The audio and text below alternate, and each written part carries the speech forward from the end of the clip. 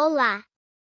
Este é o seu canal Leitura Mascarada. Hoje estaremos apresentando a obra O Contrato Social, de Jean-Jacques Rousseau, e você que quiser e puder nos ajudar a continuar esse trabalho, você pode doar qualquer quantia na chave Pix que está na descrição, mas você que não puder ajudar com dinheiro, por favor se inscreva no canal. Clique no botão de curtir e diga no comentário qual livro você gostaria de ouvir aqui em nosso canal. Boa leitura! O Contrato Social, de Jean-Jacques Rousseau. Livro 2. 1. A soberania é inalienável. A primeira e mais importante consequência dos princípios acima estabelecidos está em que somente a vontade geral tem possibilidade de dirigir as forças do Estado, segundo o fim de sua instituição, isto é, o bem comum, pois, se a oposição dos interesses particulares tomou necessário o estabelecimento das sociedades, foi a conciliação desses mesmos interesses que a tornou possível. Eis o que há de comum nesses diferentes interesses fornecedores do laço social, e, se não houvesse algum ponto em torno do qual todos os interesses se harmonizam, sociedade nenhuma poderia existir. Ora, é unicamente a base desse interesse comum que a sociedade deve ser governada. Digo, pois, que outra coisa não sendo a soberania senão o exercício da vontade geral, jamais se pode alienar, e que o soberano, que nada mais é senão um ser coletivo, não pode ser representado a não ser por si mesmo. É perfeitamente possível transmitir o poder, não porém a vontade. Com efeito, se não é impossível fazer concordar uma vontade particular com a vontade geral, em torno de algum ponto, é pelo menos impossível fazer com que esse acordo seja durável e constante, porque a vontade particular, por sua natureza, tende às preferências e a vontade geral à igualdade. É ainda mais impossível haja um fiador desse convênio, e mesmo quando sempre devesse existir, não seria ele um efeito da arte, mas do acaso. O soberano pode perfeitamente dizer: desejo neste instante o que tal homem deseja, ou ao menos o que ele diz desejar, mas não pode dizer: o que este homem desejar amanhã, eu o desejarei ainda, visto ser absurdo entregar-se à vontade aos grilhões para o futuro e não depender de nenhuma vontade consentir em nada que contrarie o interesse do ser que deseja. Se o povo, portanto, promete simplesmente obedecer, dissolve-se em consequência desse ato, perde sua qualidade de povo, no instante em que houver um senhor, não mais haverá soberano, e a partir de então o corpo político estará destruído.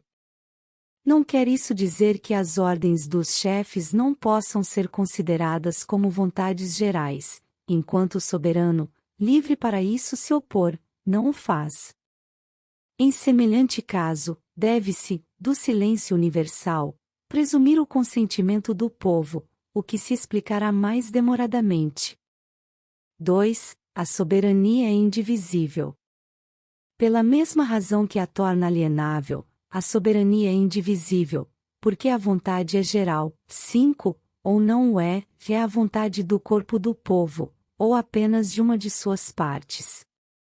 No primeiro caso, essa vontade declarada constitui um ato de soberania e faz lei. No segundo, não passa de uma vontade particular ou um ato de magistratura, é, no máximo, um decreto.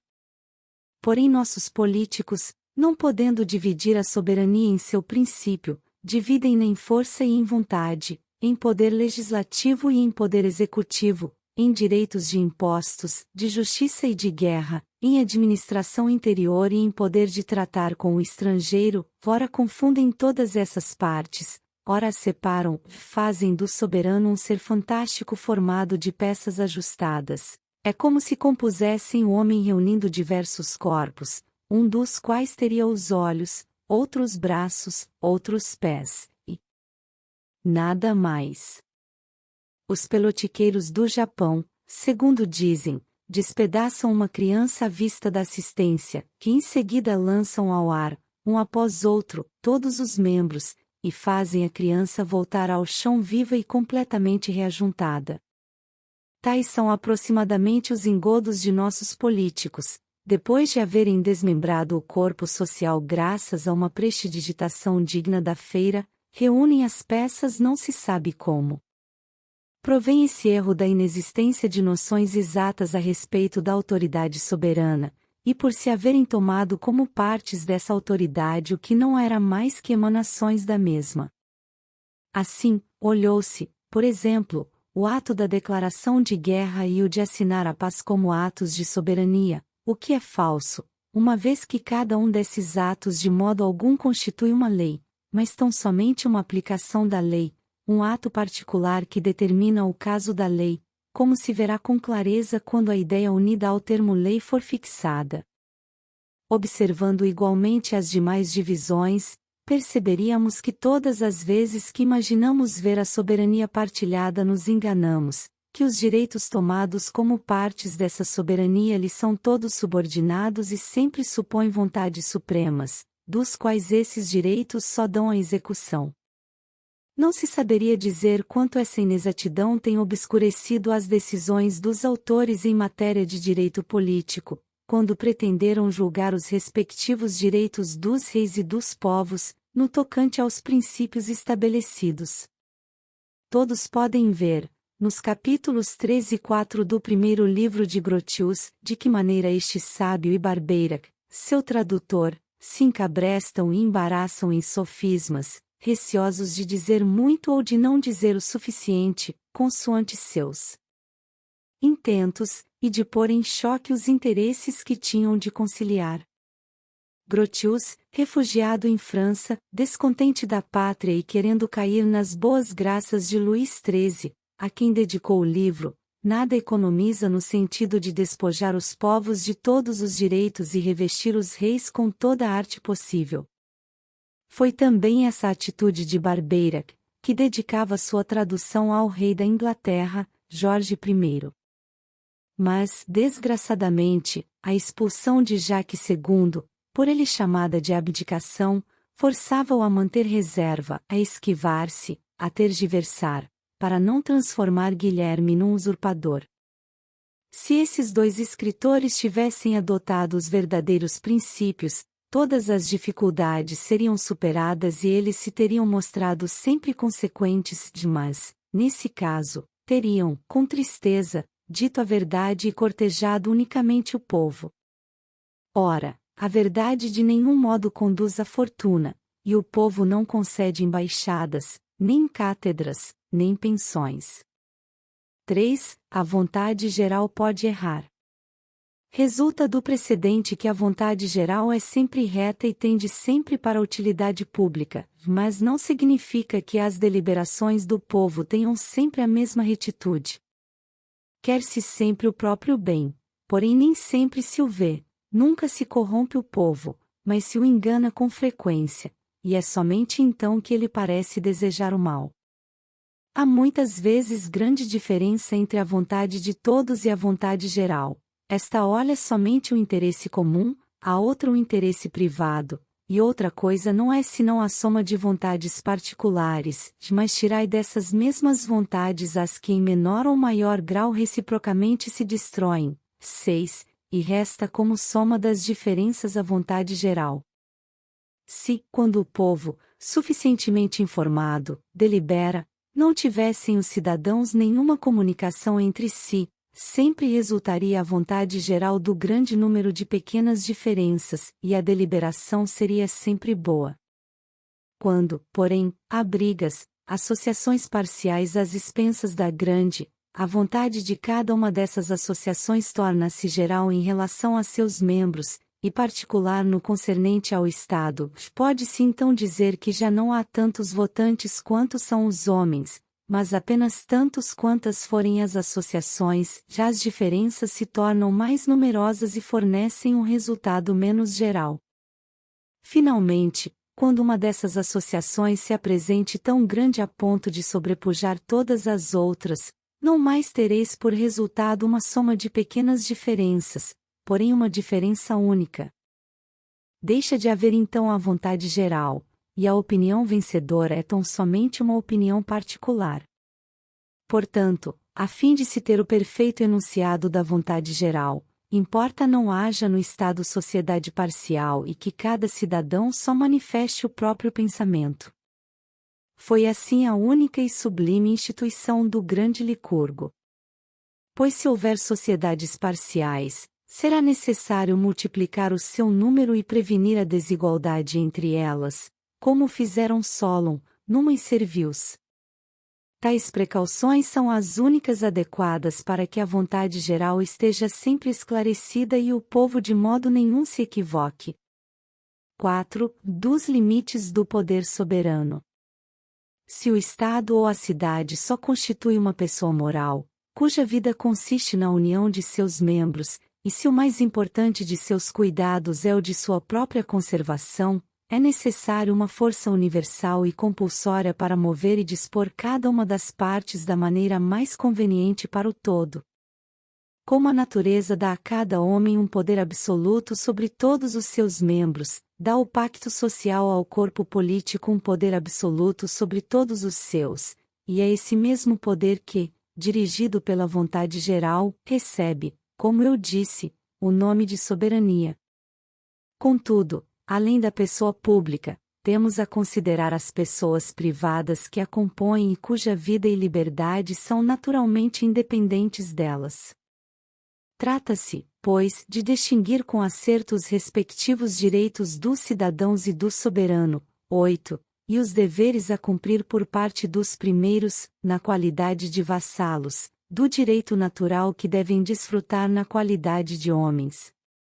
Convém que tudo quanto cada qual aliene em virtude do pacto social de seu poder, de seus bens, de sua liberdade, seja apenas a parte cujo uso interesse à sociedade. Todavia, é preciso igualmente convir que só o soberano pode ser juiz desse interesse. Todos os serviços que possa um cidadão prestar ao Estado, tão logo o soberano solicite, passam a constituir um dever, mas, de seu lado, o soberano não tem o direito de sobrecarregar os vassalos de nenhum grilhão inútil à comunidade, sequer o pode desejar, porque, sob a lei da razão, nada se faz sem causa, do mesmo modo que sob a lei natural. Os empenhos que nos ligam ao corpo social só são obrigatórios pelo fato de serem recíprocos, e é tal sua natureza que, desempenhando-os, não se pode trabalhar para outrem sem trabalhar também para si mesmo. Porque é sempre reta a vontade geral, e porque desejam todos, constantemente, a felicidade de cada um, senão pelo fato de não haver quem não se aproprie dos termos cada um e não pense em si mesmo ao votar por todos. Isso prova que a igualdade de direito e a noção de justiça que aquela produz derivam da preferência que cada qual se atribui, e, por conseguinte, da natureza do homem e que a vontade geral, por ser realmente conforme, deve existir no seu objeto, bem como na sua essência, que deve partir de todos, para todos ser aplicada, e que perde sua retidão natural quando tende a algum objeto individual e determinado, porque então, julgando do que nos é estranho, não temos nenhum real princípio de equidade a conduzir-nos. Com efeito, tão logo se trate de um fato ou de um direito particular, sobre ponto não regulado por convenção geral e interior, o negócio se toma contencioso, constitui um processo em que os particulares interessados representam uma das partes e o público outra, mas no qual não vejo nem a lei a ser seguida nem o juiz que deve pronunciar. Seria então ridículo remontar a uma expressa decisão da vontade geral, que só pode ser a conclusão de uma das partes, e que, por conseguinte, não passa para a outra de uma vontade estranha, particular, induzida à injustiça e sujeita ao erro. Assim, do mesmo modo, como uma vontade particular não pode representar a vontade geral, por seu turno, muda de natureza quando tem um objeto particular, e não pode, como geral, decidir nem sobre um homem nem sobre um fato. Por exemplo, quando o povo de Atenas nomeava ou destituía os chefes, tributava honras a um, impunha castigos a outro, e, por infinidade de decretos particulares, exercia indistintamente todos os atos do governo, não mais estava então de posse da vontade geral propriamente dita, não mais agia como soberano, mas como magistrado. Isto parecerá contrário às ideias comuns, mas é preciso me concedam o tempo de expor as minhas.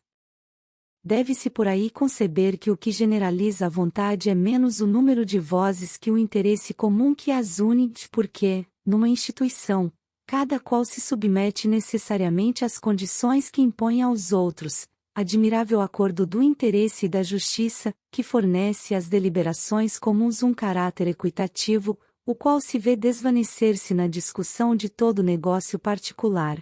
A falta de um interesse comum que una e identifique a regra do juiz com a da parte. Por qualquer dos lados que se remonte ao princípio, chega-se sempre à mesma conclusão, a saber, que o pacto social estabelece tal igualdade entre os cidadãos, que os coloca todos sob as mesmas condições e faz com que todos usufruam dos mesmos direitos. Destarte, pela natureza do pacto, todo ato de soberania, isto é, todo ato autêntico da vontade geral, obriga ou favorece todos os cidadãos, de maneira que o soberano apenas conheça o corpo da nação e não distinga nenhum dos corpos que a compõem. Que é, pois, na realidade, um ato de soberania? Não é um convênio entre o superior e o inferior, mas uma convenção do corpo com cada um de seus membros, convenção legítima, porque tem por base o contrato social, equitativa, porque é comum a todos, útil, porque não leva em conta outro intento que não o bem geral, porque possui como fiadores a força do público e o poder supremo. Enquanto os vassalos estiverem apenas sujeitos a tais convenções, não obedecerão a ninguém, mas unicamente à própria vontade, e perguntar até aonde se estendem os respectivos direitos do soberano e dos cidadãos é perguntar até que ponto podem estes empenhar-se consigo mesmos, cada um com todos, e todos com cada um deles. Vê-se por aí que o poder soberano, todo absoluto, todo sagrado, todo inviolável que é, não passa nem pode passar além dos limites das convenções gerais, e que todo homem pode dispor plenamente da parte de seus bens e da liberdade que lhe foi deixada por essas convenções, de sorte que o soberano jamais possui o direito de sobrecarregar um vassalo mais que outro, porque então, tornando-se o negócio particular, deixa o seu poder de ser competente.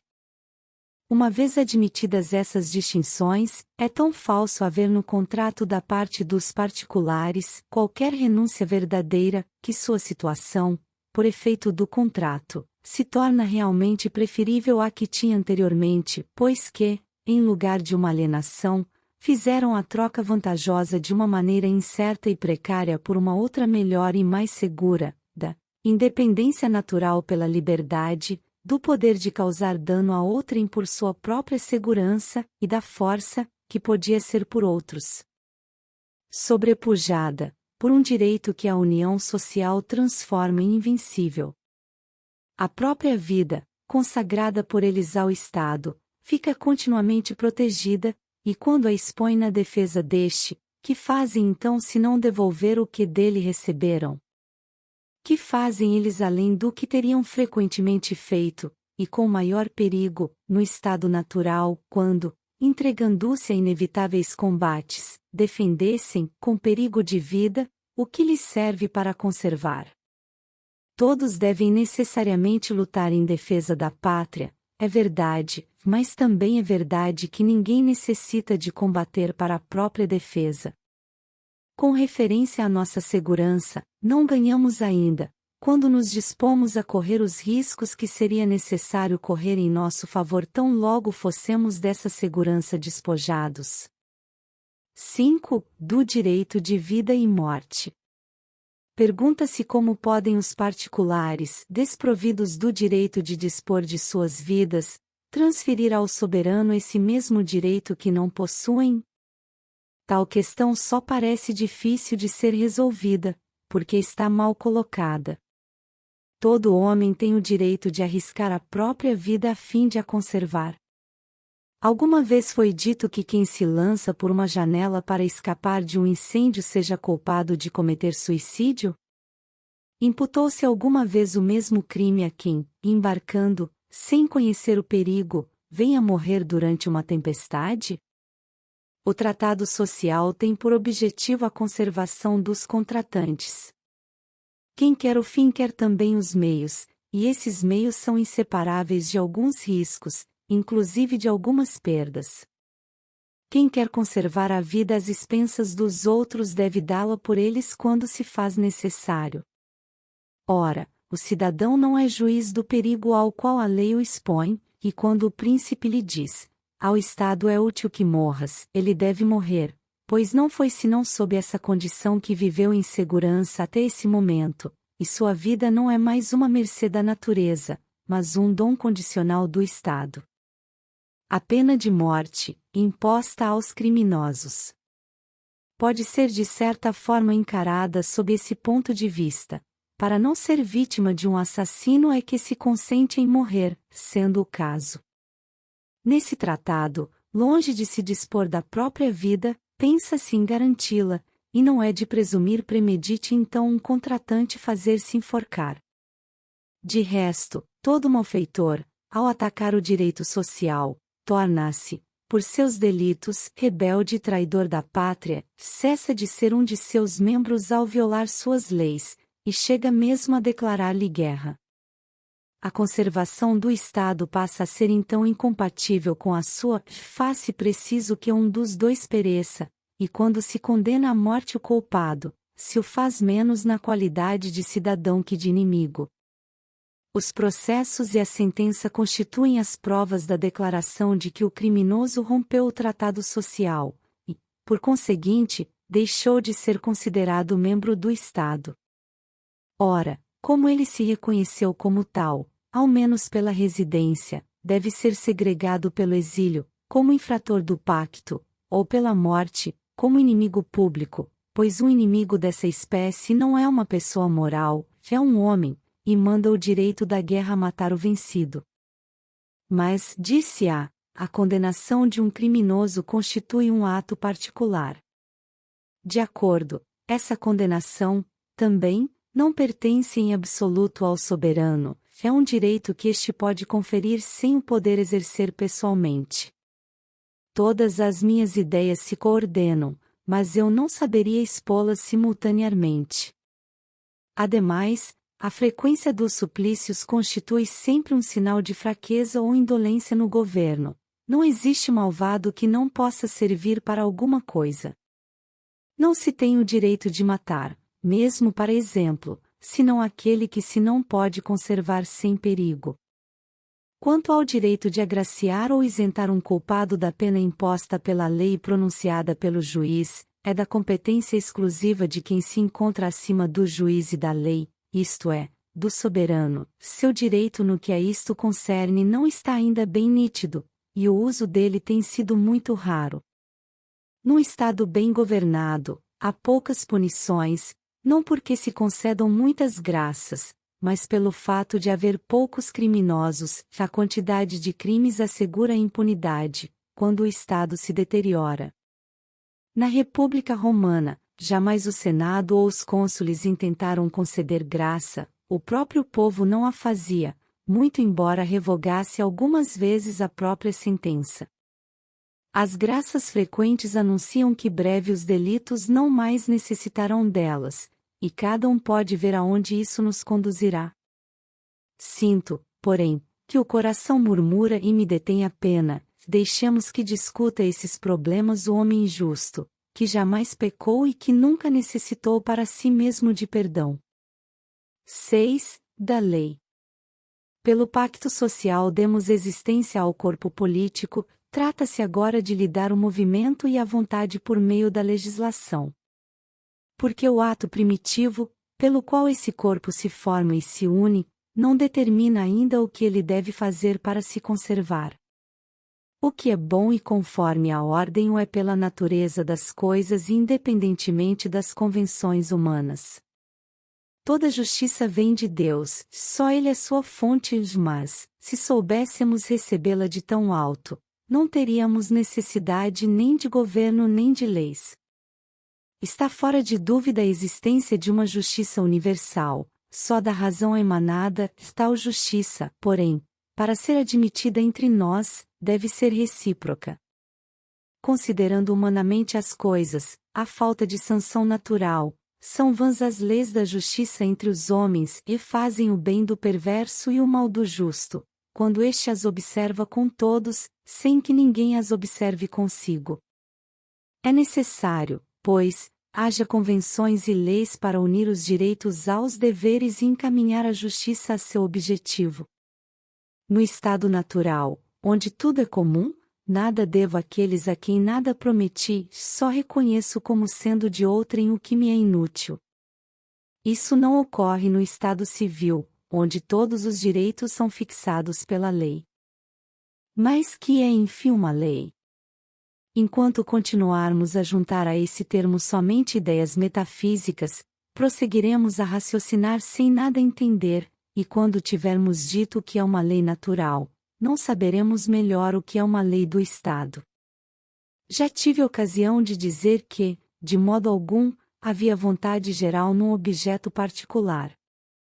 Esse objeto particular encontra-se, com efeito, no Estado ou fora do Estado, uma vontade que lhe seja estranha não é em absoluto geral em relação a ele, e se esse objeto está no Estado, dele faz parte, e então se forma entre o todo e sua parte uma relação que os transforma em dois seres separados, cuja parte é um, e o todo, menos esta mesma parte, constitui o outro.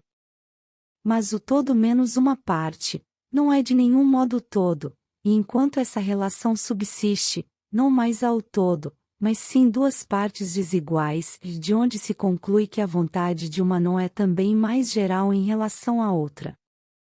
Mas quando todo o povo estatui sobre todo o povo, só a si mesmo considera, e se forma então uma relação, é do objeto inteiro sob um ponto de vista ao objeto inteiro sob outro ponto de vista, sem nenhuma divisão do todo. Então, a matéria sobre a qual estatuímos passa a ser geral, como a vontade que estatui. A esse ato é que eu chamo uma lei. Quando digo que o objeto das leis é sempre geral, entendo que a lei considera os vassalos em corpo e as ações como sendo abstratas, jamais um homem como indivíduo, nem uma ação particular. De start, pode a lei estatuir perfeitamente que haverá privilégios, mas não pode ofertá-los nominalmente a ninguém. Pode a lei instituir diversas classes de cidadãos, assinalar inclusive as qualidades que darão direito a essas classes, mas não pode nomear este ou aquele para ser nelas admitido. Pode estabelecer um governo real e uma sucessão hereditária, mas não pode eleger um rei nem nomear uma família real. Numa palavra, toda função que se relacione com um objeto individual não pertence de nenhum modo ao poder legislativo. No tocante a esta ideia, vê-se imediatamente não mais ser preciso perguntar a quem compete fazer as leis, pois que elas constituem atos da vontade geral, nem se o príncipe se encontra acima das leis, pois que ele é membro do Estado, nem se a lei pode ser injusta, pois que ninguém é injusto consigo mesmo, nem em que sentido somos livres e sujeitos às leis, pois que estas são apenas registros de nossas vontades. Vê-se ainda que, reunindo a lei da universalidade da vontade e a do objeto, tudo o que um homem, seja quem for, ordena de sua cabeça não é em absoluto uma lei, mesmo que é ordenado pelo soberano acerca de um objeto particular não é igualmente uma lei, mas um decreto, nem constitui um ato de soberania, mas de magistratura. Eu chamo, pois, república todo Estado regido por leis, independente da forma de administração que possa ter, porque então somente o interesse público governa, e a coisa pública algo representa. Todo governo legítimo é republicano. 9. Explicarei mais adiante o que é o governo. As leis não são propriamente senão as condições de associação civil. O povo, submetido às leis, deve ser o autor das mesmas, compete unicamente aos que se associam regulamentar as condições de sociedade, mas de que maneira as regulamentarão? Falam de comum acordo, como que por uma inspiração sublime. Possui o corpo político um órgão qualquer para enunciar-lhe as vontades? Quem lhe dará a previsão necessária para formar e publicar os atos antecipadamente, ou como os pronunciará no momento de necessidade? De que maneira uma turba cega, que em geral não sabe o que quer, porque raramente conhece o que lhe convém, executará por si mesma um empreendimento de tal importância e tão difícil como um sistema de legislação? O povo, de si mesmo, sempre deseja o bem, mas nem sempre o vê, de si mesmo. A vontade geral é sempre reta, mas o julgamento que a dirige nem sempre é esclarecido.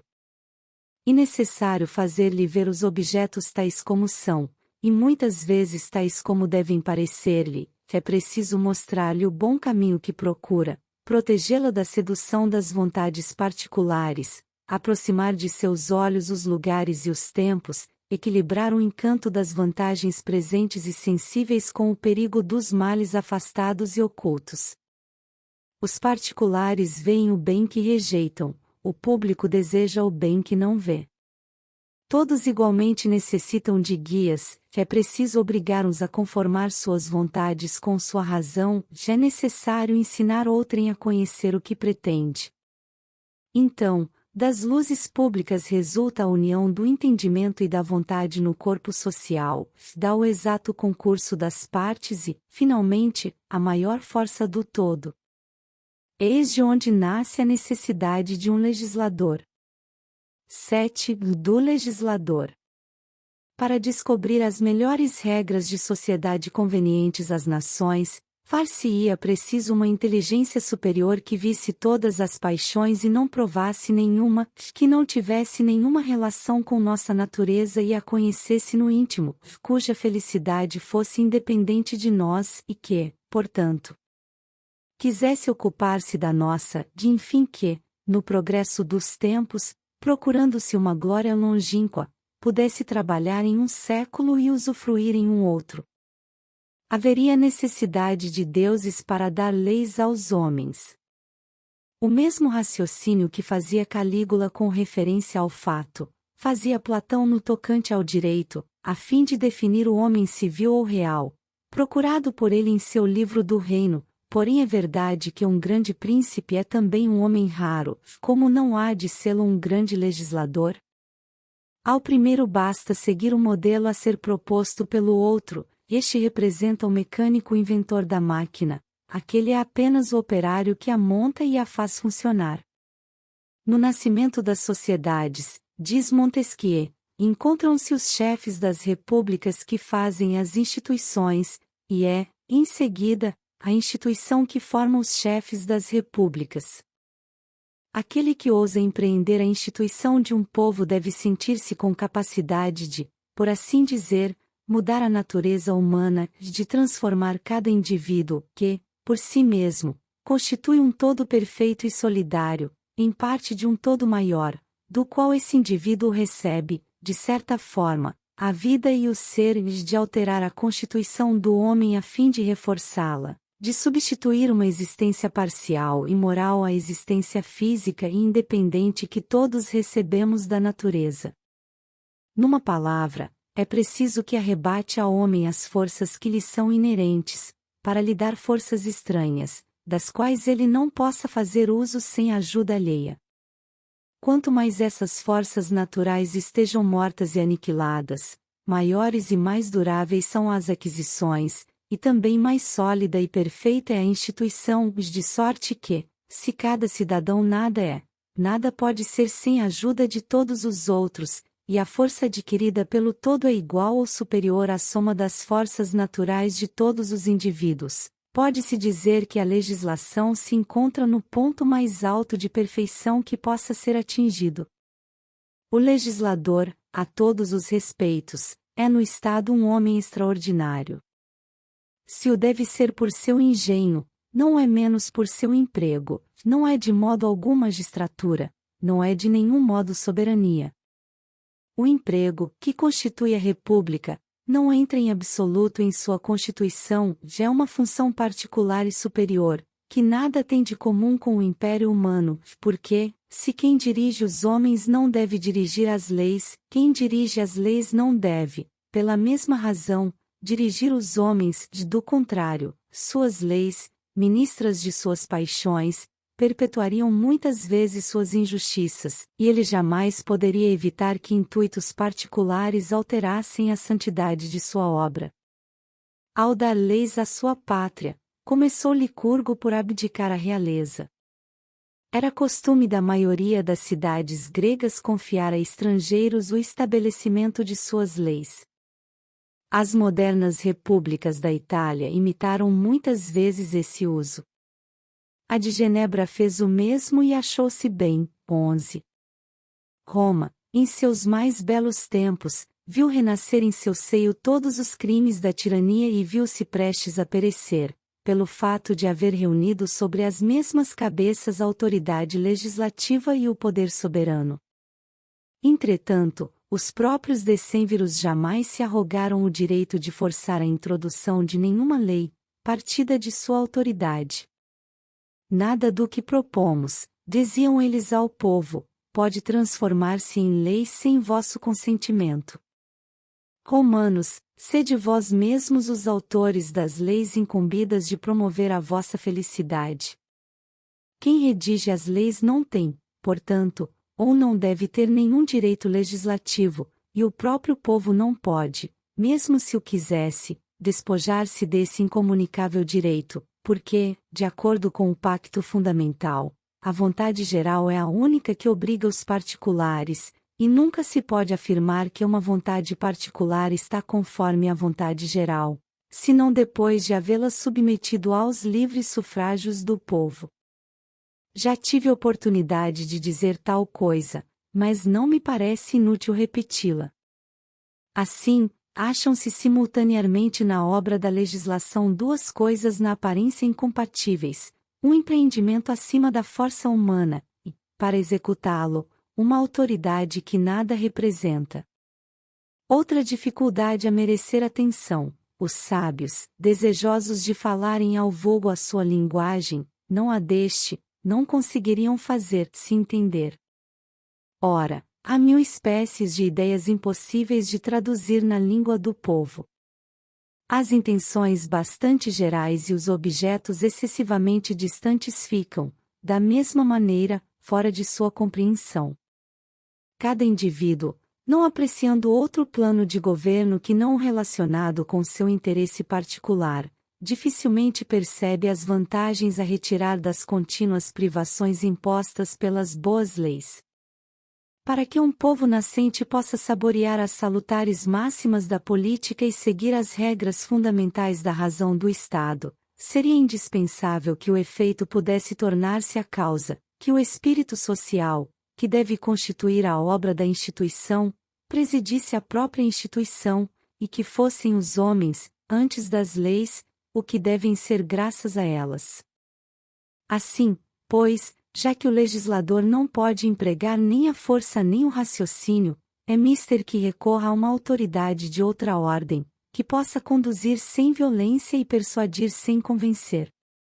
Eis o que forçou, em todos os tempos, os pais das nações a recorrer à intervenção celeste e honrar os deuses por sua própria sabedoria, a fim de que os povos, submetidos às leis do Estado como às da natureza, e reconhecendo o mesmo poder na formação do homem e na da cidade, obedeçam com liberdade e aceitem docilmente o jugo da felicidade pública.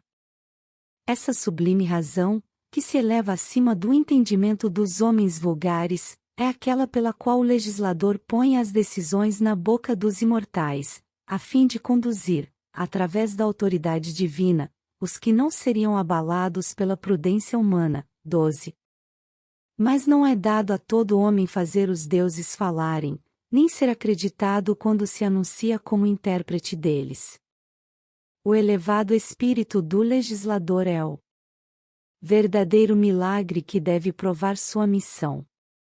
Todo homem pode gravar tábuas de pedra, ou comprar um oráculo, ou simular um comércio secreto com alguma divindade, ou adestrar um pássaro que lhe fale ao ouvido, ou encontrar outros meios grosseiros para se impor ao povo. Quem nada souber, além disso, poderá inclusive reunir por acaso um bando de insensatos, mas jamais fundará um império, e sua extravagante obra cedo perecerá consigo. Vãos prestígios apenas formam um laço passageiro, não há senão a sabedoria para torná-lo durável. A lei judaica, sempre subsistente, a do filho de Ismael, que há 10 séculos vem regendo a metade do mundo, proclamam ainda hoje os grandes homens que as ditaram, e conquanto a orgulhosa filosofia ou o cego espírito de partido não veja nelas senão felizes impostores, a verdadeira política admira em suas instituições o grande e poderoso espírito que preside os estabelecimentos duráveis. Disso tudo não se deve concluir, juntamente com Warburton, que a política e a religião tenham entre nós um objetivo comum, mas sim que, na origem das nações, uma serve de instrumento à outra. 8. Do povo. Assim como um grande arquiteto, antes de construir, observa e sonda o solo, para ver se este tem condições de sustentar o peso, o sábio instituidor não começa por redigir boas leis em si mesmas, mas examina anteriormente se o povo, ao qual são destinadas, está apto para as aceitar. Foi por isso que Platão recusou dar leis aos Árcades e aos Cirenaicos, sabendo que esses dois povos eram ricos e não podiam admitir a igualdade. Foi também por isso que se viram em Creta leis perfeitas e homens perversos, porque Minos só havia disciplinado um povo sobrecarregado de vícios. Brilharam aqui na terra milhares de nações que jamais teriam podido suportar boas leis, e mesmo essas que elas teriam admitido não duraram senão um curto espaço de tempo para isso.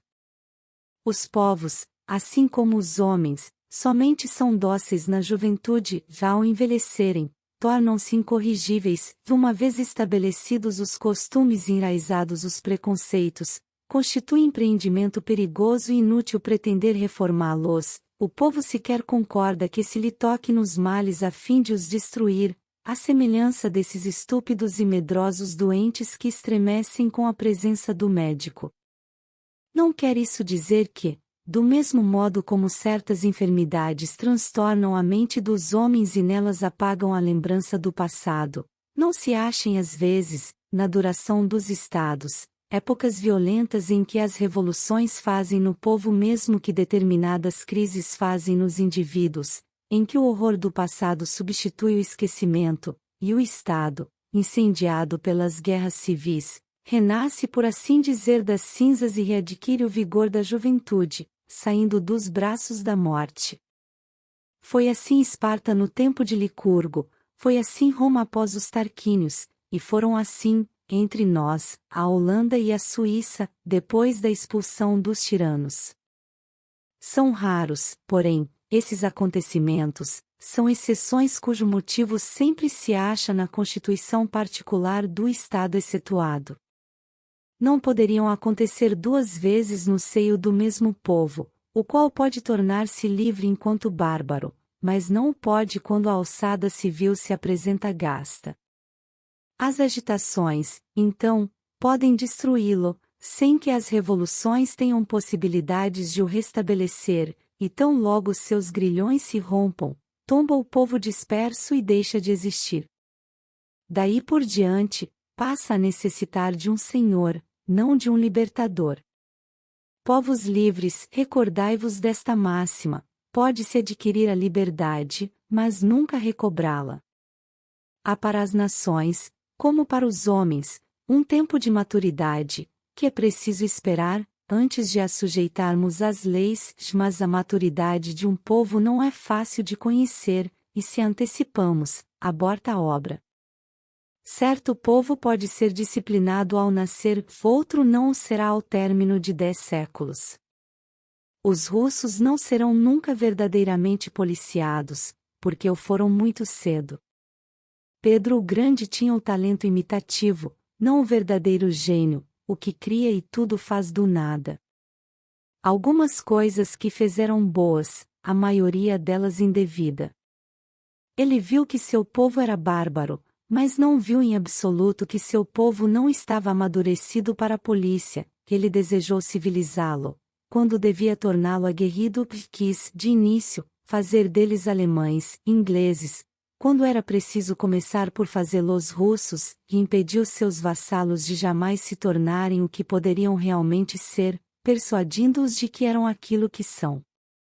É dessa maneira que o preceptor francês educa o seu aluno, fazendo-o brilhar um momento, durante a infância, para, em seguida, não vir a ser jamais ninguém. O Império Russo desejará subjugar a Europa, e acabará por ser subjugado. Os tártaros, seus vassalos ou seus vizinhos, se tornarão seus senhores e nossos. Esta revolução parece-me infalível. Todos os reis da Europa trabalham de comum acordo para acelerá-la. 9. Continuação do capítulo precedente. Assim como a natureza estabeleceu limites à estatura de um homem bem conformado, além dos quais só produz gigantes ou anões, fez-o. Mesmo no tocante à melhor constituição de um Estado, limitando-lhe a extensão, a fim de que não venha a ser nem muito grande para poder ser bem governado, nem muito pequeno para se poder manter por si mesmo. Em todo o corpo político há um máximo de força que ele não poderia ultrapassar, e do qual com frequência se afasta à medida que se expande. Quanto mais se estende o laço social, tanto mais afrouxa, que, em geral, um pequeno Estado é proporcionalmente mais forte que um grande. 1000 razões demonstram essa máxima. A administração, em primeiro lugar, torna-se mais penosa nas grandes distâncias, assim como um peso qualquer se torna mais pesado na ponta de uma alavanca maior. Torna-se mais onerosa à medida que os degraus se multiplicam, porque cada cidade tem, de início, a sua administração, que o povo paga, cada distrito a sua, paga ainda pelo povo, a seguir, cada província, depois os grandes governos, as satrapias, os vice-reinados, cuja administração se torna cada vez mais cara, à medida que se sobe, e sempre à custa do inditoso povo vivem. Por fim, a administração suprema, que tudo esmaga, com tanta sobrecarga a exaurir-los continuamente, os vassalos, longe de serem melhor governados por essas diferentes ordens, acabam por sê-lo pior que se tivessem um só desses governos a dirigi-los. Não obstante, apenas sobram recursos para os casos extraordinários, e quando se faz preciso a eles recorrer, é que se encontra o Estado às vésperas da ruína. Isso não é tudo.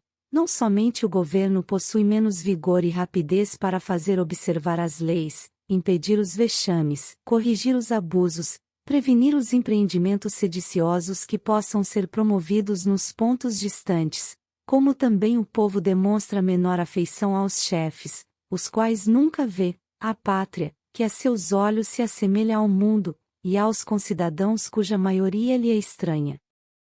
As mesmas leis não podem convir igualmente a tantas províncias diversas, com costumes diferentes, e climas opostos, e que não admitem a mesma forma de governo.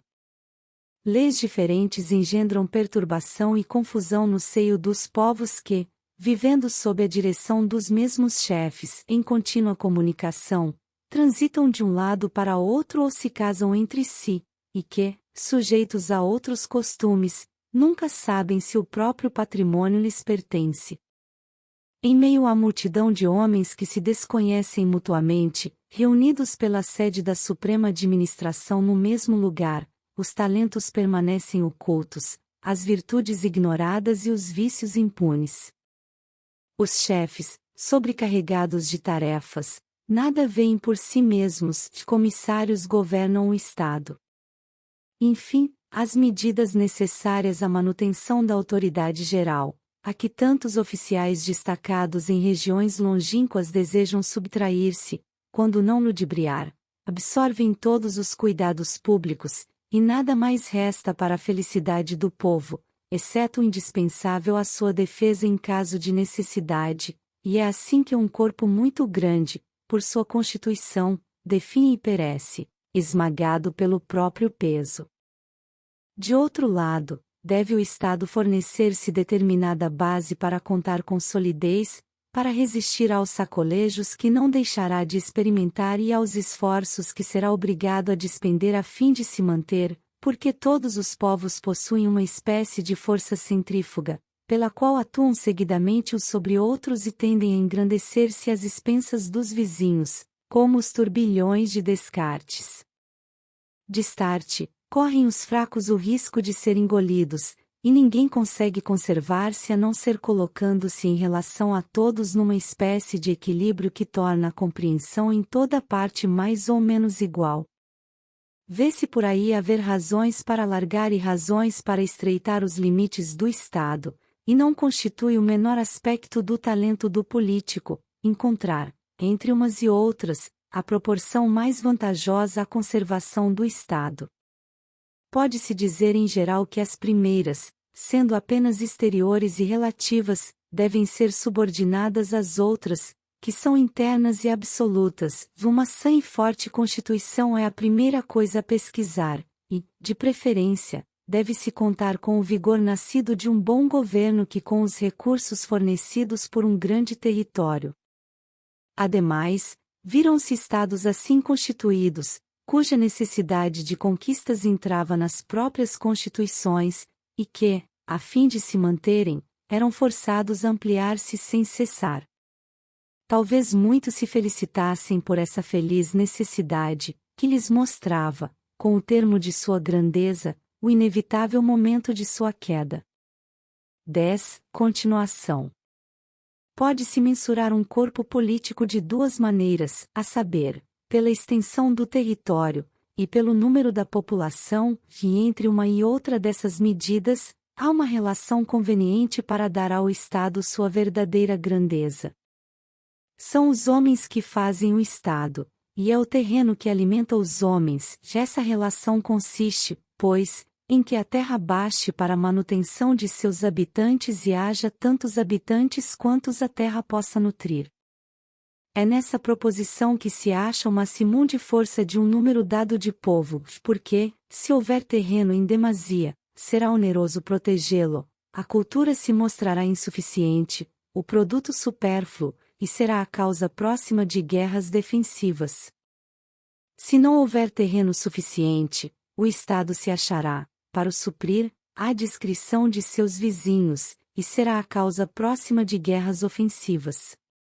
Todo povo que, por sua posição, se acha na alternativa entre o comércio ou a guerra, é em si mesmo débil, depende de seus vizinhos, depende dos acontecimentos, jamais terá senão uma existência incerta e breve, subjuga e muda de situação, ou é subjugado e não será coisa alguma. Não poderá manter-se livre a não ser a força de sua pequenez ou de sua grandeza. É impossível calcular uma relação fixa entre a extensão das terras e o número de homens que se bastem mutuamente, não só por causa das diferenças existentes nas qualidades do terreno, em seus graus de fertilidade, na natureza de suas produções, na influência dos climas, como pelas assinaladas nos temperamentos dos homens que as habitam, uns consumindo pouco num país fértil, e outros consumindo muito num solo ingrato.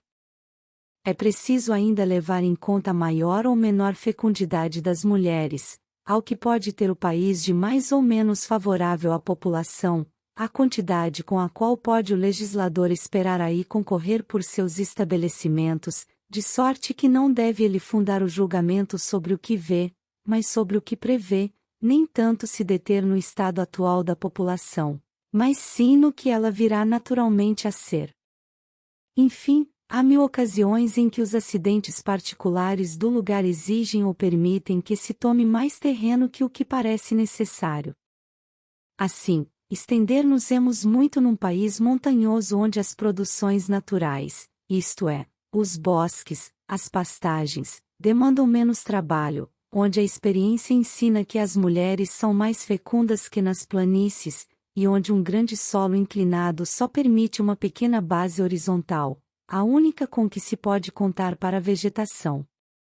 Então, ao contrário, podemos nos restringir à orla do mar, ou mesmo aos rochedos e às areias quase estéreis, porque a pesca pode aí suprir em grande parte as produções da terra, e os homens devem permanecer mais juntos para repelir os piratas, e porque, de resto, temos maiores facilidades para desembaraçar o país, por meio das colônias, dos habitantes que o sobrecarregam.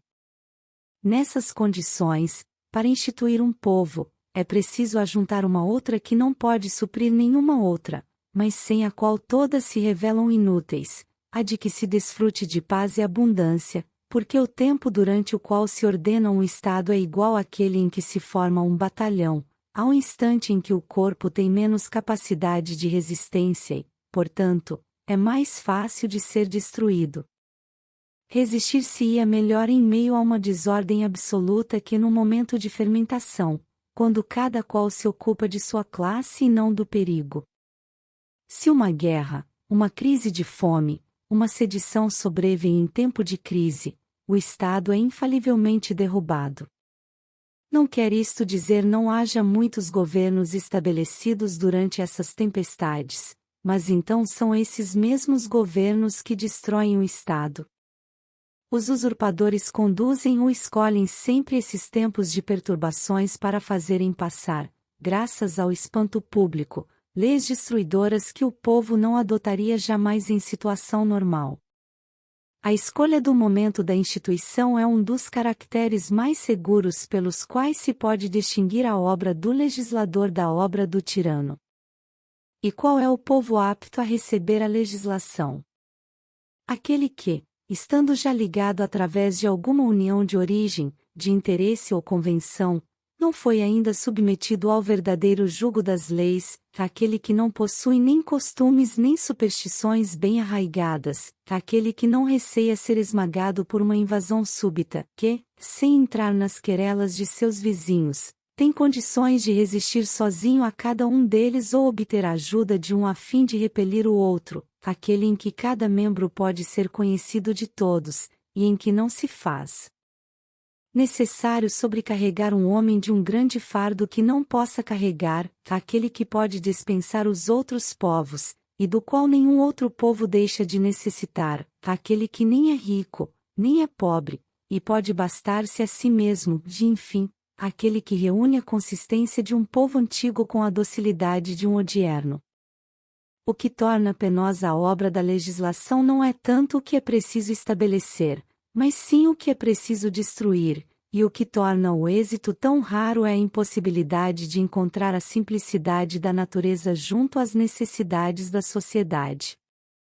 Todas essas condições, é verdade, dificilmente se encontram reunidas, eis porque se vê em poucos estados bem constituídos. Existe ainda na Europa um país digno de legislação, é a ilha da Córcega. O valor e a constância com as quais esse valente povo tem sabido reconquistar e defender a liberdade bem mereceria que algum sábio lhe ensinasse a conservá-la. Tenho certo pressentimento de que um dia essa pequena ilha assombrará a Europa. 11. Dos diversos sistemas de legislação. Se procura saber em que consiste precisamente o maior dos bens, que deve ser o objetivo de todo sistema de legislação, achar-se-á que se reduz a estes dois objetos principais, a liberdade e a igualdade. A liberdade, porque toda independência particular é outra tanta força. Subtraída ao corpo do Estado, a igualdade, porque a liberdade não pode subsistir sem ela. Já tive ocasião de dizer em que consiste a liberdade civil, a respeito da igualdade. Não se deve entender por essa palavra que os graus de poder e riqueza sejam absolutamente os mesmos, mas que, quanto ao poder, esteja acima de toda violência e não se exerça jamais senão em virtude da classe e das leis, e, quanto à riqueza, que nenhum cidadão seja assaz opulento para poder comprar um outro, e nem tão pobre para ser constrangido a vender-se, o que supõe, por parte dos grandes, moderação de bens e de crédito, e, do lado dos pequenos, moderação de avareza e ambição. Essa igualdade, dizem, é uma quimera especulativa, que não pode existir na prática, contudo, se o abuso é inevitável, segue-se que se não deve ao menos regulamentá-lo. É precisamente porque a força das coisas tende sempre a destruir a igualdade que a força da legislação deve sempre tender a conservá-la. Todavia, esses generosos objetivos de toda boa instituição devem ser modificados em cada país pelas relações nascidas tanto da situação local como do caráter dos habitantes, e é com base nessas relações que cumpre destinar a cada povo um sistema particular de instituição, que seja o melhor, não talvez em si mesmo, mas sim para o estado ao qual é destinado. Por exemplo, é ingrato e estéril o solo, ou é o país excessivamente exíguo para os habitantes? Voltai-vos para a indústria e as artes, cujas produções trocareis pelos gêneros de que necessitais. Ocupais, ao contrário, ricas planícies e férteis encostas. Em um bom terreno, tendes carência de habitantes? Empregai na agricultura todos os vossos cuidados, que ela multiplica os homens, e afastai as artes, que acabarão por despovoar o país, agrupando em alguns pontos do território os poucos habitantes que possui. 15. Ocupais extensas e comodas praias? Cobri o mar de navios, cultivai o comércio e a navegação, e tereis uma existência curta e brilhante. Não banha o mar em vossas costas senão rochedos quase inacessíveis? Permanecei bárbaros e ictiófagos, e vivereis assim mais tranquilos, quiçá sereis melhores, e certamente mais felizes. Numa palavra, afora as máximas comuns a todos os povos, cada um deles encerra em si alguma causa que as ordena de maneira particular e faz com que sua legislação se torne exclusivamente sua. Foi assim que os hebreus outrora, e recentemente os árabes, tiveram como matéria principal a religião, os atenienses, as letras, Cartago e Tiro, o comércio, Rhodes, a marinha, Esparta, a guerra, Roma, a virtude. O autor de O Espírito das Leis demonstrou, em inúmeros exemplos, com que arte dirige o legislador a instituição para cada uma dessas matérias.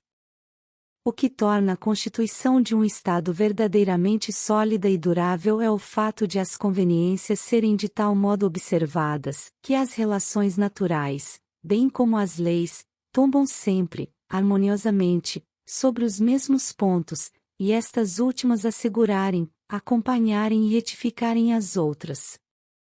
Mas, se o legislador, enganando-se em sua matéria, toma um princípio diverso daquele que nasce da natureza das coisas, um que tenda para a servidão e outro para a liberdade, um para as riquezas e outro para o povoamento, um para a paz e outro para as conquistas, veremos as leis debilitarem-se insensivelmente, a Constituição alterar-se, e o Estado não cessar de ser agitado, até ser destruído ou mudado, e a invencível natureza retomar o seu império.